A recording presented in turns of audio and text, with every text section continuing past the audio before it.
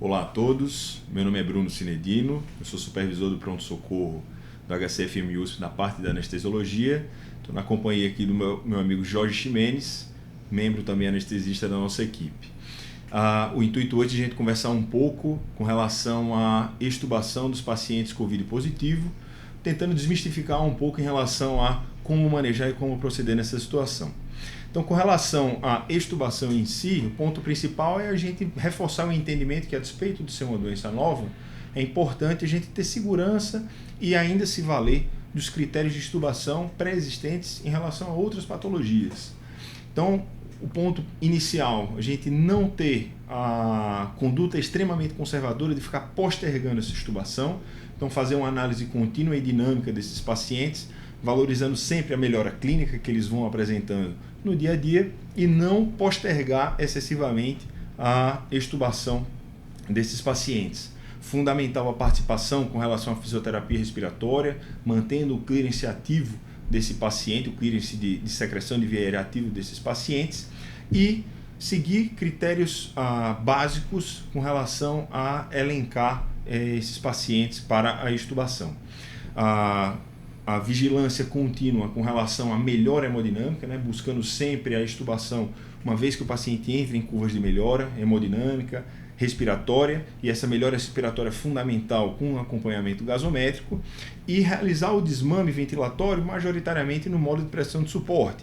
Aqui a gente utilizando critérios objetivos com relação a uma fração inspiratória de oxigênio mínima de 40%, para que se mantenha uma saturação periférica de oxigênio superior a 90% e uma pressão expiratória positiva final, um PIP final mínimo de 8 centímetros de água.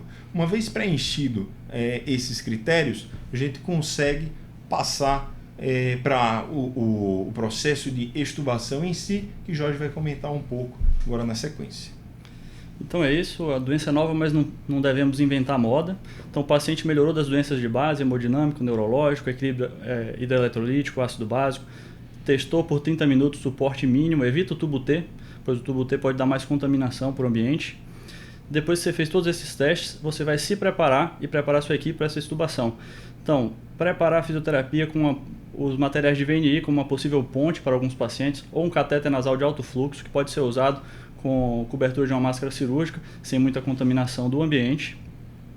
Checar os EPIs da equipe, retirar todo o staff não necessário do ambiente, atentar para a possível via aérea do paciente, em caso de pacientes que você está pegando em seu plantão, checar nos registros médicos, se preparar para isso com materiais de resgate, em caso de ser uma via aérea difícil. Se você optar por usar sondas trocadoras nesse primeiro momento, embeber a sonda com estilo para evitar o estímulo de tosse no paciente. Atentar para o jejum do paciente, pode-se usar antieméticos também previamente. Aspirar as vias aéreas do paciente antes. E no momento da extubação, enfim, como a gente pode evitar um pouco mais assim a formação de aerosóis.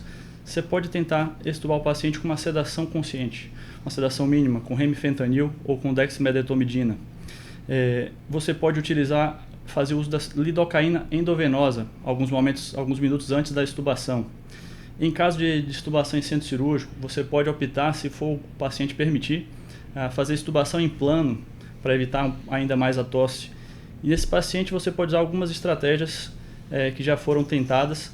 Você pode usar um saco plástico, com o plástico usado na manta térmica, pode-se evitar a formação de aerosóis em caso de tosse.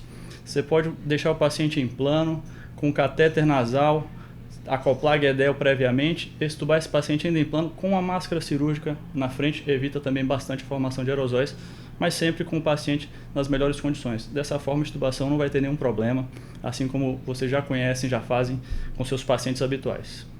Então é isso, muito obrigado. Obrigado a todos.